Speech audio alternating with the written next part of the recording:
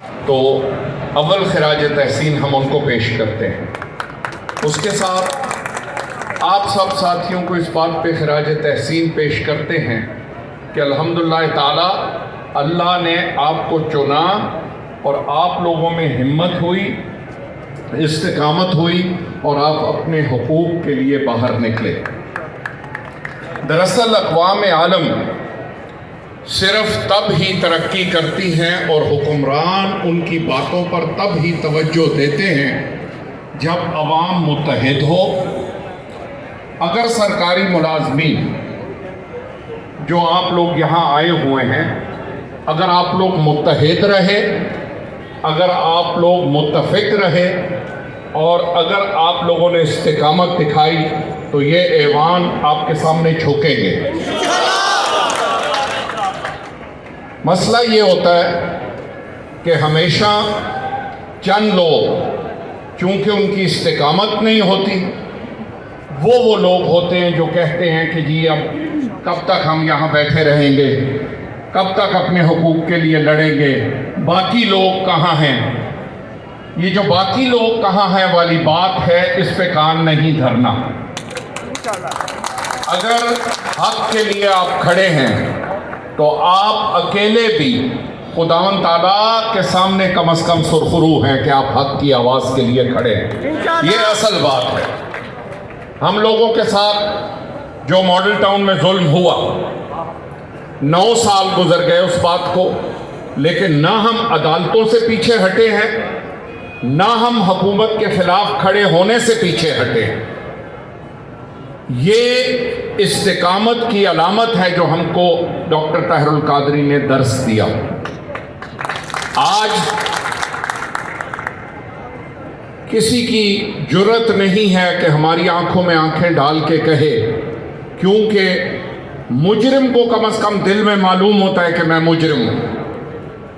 اس حکومت کے دور میں جو مہنگائی ہوئی ہے اور جو غریب اور امیر کی تقسیم مزید بڑی ہے، جو اصل بات آج میں کہنا چاہتا ہوں، ایک طرف سینٹ آف پاکستان میں جو ارب پتیوں کا کلب ہے، وہاں مجھے کچھ وقت گزارنے کا موقع ملا ہے، اس ارب پتیوں کے کلب والوں کو تو مزید مراعات دی جا رہی ہے۔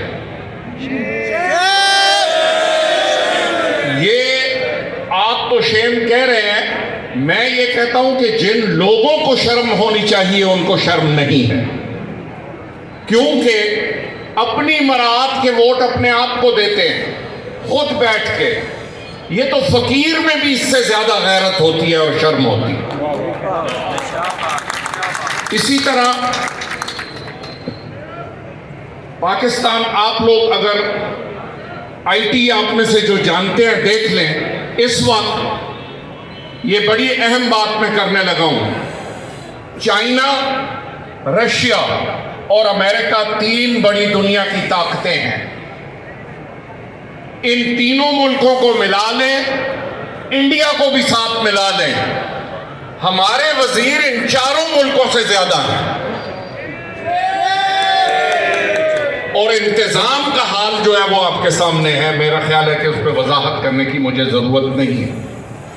وجہ یہ ہے کہ یہ کرپٹ ٹولہ ایک دوسرے کے مفادات کا تحفظ کرتا ہے، ایک دوسرے کو باہر نکل کے پیٹ میں چھریاں مارتے ہیں، چاقو مارتے ہیں، پیٹ میں سے مال نکالیں گے لیکن پارٹنر بن کے کاروبار ہے، حکومت چلائیں گے۔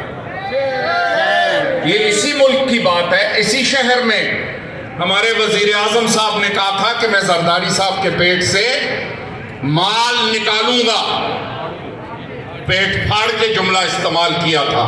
آج ان کے ساتھ دعوت اڑا رہے ہیں، دعوتیں ایک ہی ٹیبل پہ بیٹھ کے، اور دبئی میں میٹنگز ہو رہی ہیں۔ آپ لوگ بطور، آپ ہیں درس دینے والے، آپ ہیں اساتذہ، آپ ہیں جو پبلک میں بیٹھتے ہیں، ضرورت اس امر کی ہے کہ پبلک کو ایجوکیٹ کیا جائے، پبلک کو یہ بات سمجھائی جائے جو ہم پہلے دن سے کہتے ہیں کہ اشرافیہ کی حکومت کبھی غریب کا تحفظ نہیں کرے گی۔ اشرافیہ کی حکومت کبھی غریب کے نا حقوق کا تحفظ کرے گی؟ جس جھوٹی اور جعلی جمہوریت کی یہ بات کرتے ہیں، مجھے الحمدللہ تعالیٰ 20 سال باہر رہنے کا موقع ملا، 20 سال باہر رہنے کا موقع ملا۔ جمہوری ملکوں میں تعلیم بھی مفت ہے، علاج بھی مفت ہے۔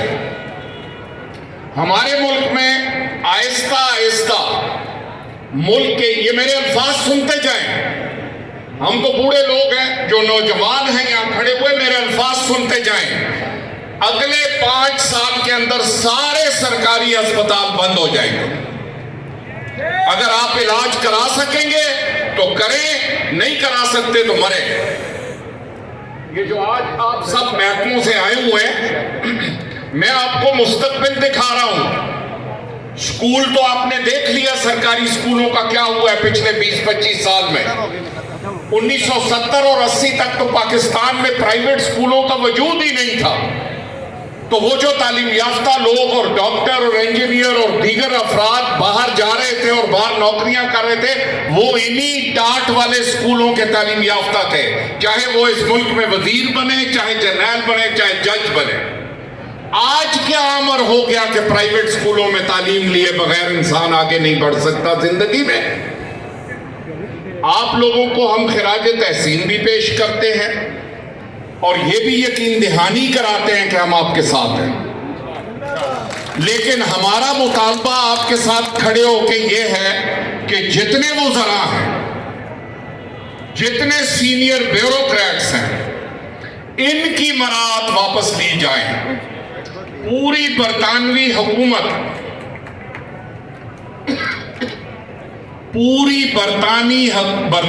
حکومت کے پاس 48 گاڑیاں ہیں، اور پاکستان کی حکومت کی سرکاری گاڑیاں 1,50,000 ہیں، جن میں اب مزید اضافہ ہونے جا رہا ہے۔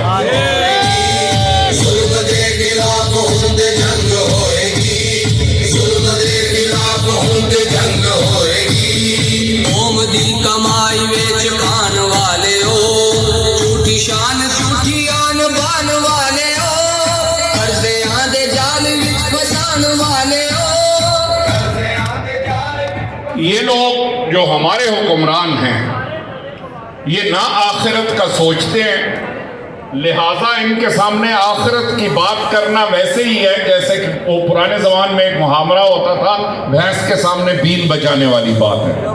اگر ان کو اپنی آخرت کا احساس ہوتا، اگر ان کو یہ خیال ہوتا کہ ہم نے خداوند تعالیٰ کے آگے جا کے ایک دن جواب دینا ہے، تو جب پاکستان میں ایک بھائی 2 وقت کا کھانا نہیں کھا سکتا، تو سینٹ نے اور قومی اسمبلی نے کس قانون کے تحت اور کس ضمیر کے تحت اپنی تنخواہوں میں اضافہ کیا؟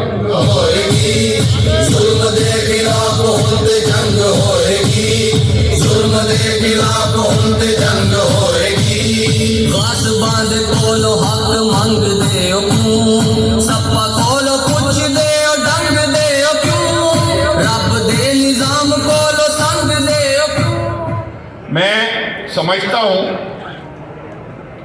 کہ جو احباب آپ کے ساتھی یہاں تک نہیں آ سکے، باوجود ان کو چاہیے کہ اس دھرنے کو پورے پاکستان میں پھیلائیں۔ آخر ہر شہر میں آپ کے اساتذہ موجود ہیں، دیگر محکموں کے افراد موجود ہیں، اور جب تک آپ یہاں کی گاڑی نہیں روکیں گے، یہ میرے الفاظ یاد رکھیں، جب تک آپ یہاں کی گاڑی نہیں روکیں گے، تب تک نہ حکمران آپ کی بات سنیں گے، نہ آپ کی باتوں پہ حکمران دھیان دیں گے، کیونکہ ان کے معاملات چل رہے ہیں۔